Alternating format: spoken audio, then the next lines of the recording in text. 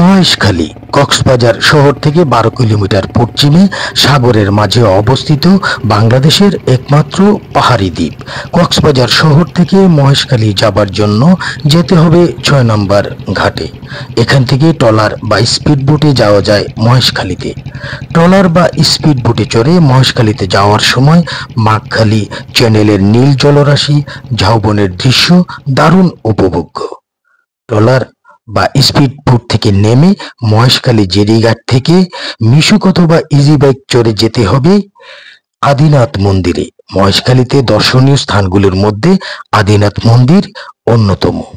কিংবদন্তির এই আদিনাথ মন্দির সাগর বেষ্টিত মহেশখালী দ্বীপের আকর্ষণীয় পর্যটন কেন্দ্র।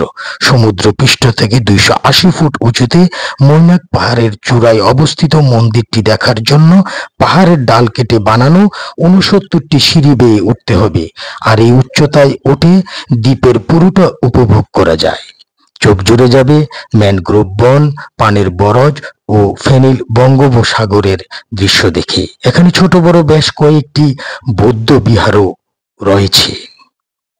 আদিনাথ মন্দিরের প্রবেশপথের ধারেই চোখে পড়বে ছোট ছোট অনেকগুলো দোকান। নানা ধরনের কাপড়ের পসরা সাজিয়ে বসেছেন স্থানীয় রাখাইন নারী পুরুষরা। এসব কাপড়ের পোশাক স্থানীয়দের তৈরি। স্থানীয় রাখাইনরা তাদের নিজস্ব ধারার পোশাক তৈরি করে থাকেন। হ্যাঁ, মহেশখালীর পানের খিলি তারে বানাই খাওয়াইতাম।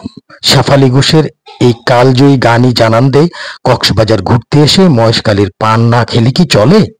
বিখ্যাত এই পান খেতে হলে যেতে হবে দ্বীপের 1 নাম্বার জেডি ঘাটে, যেখানে ছোট ছোট দোকানে থরে থরে সাজানো বাহারি মশলার সেই স্বাদের পান।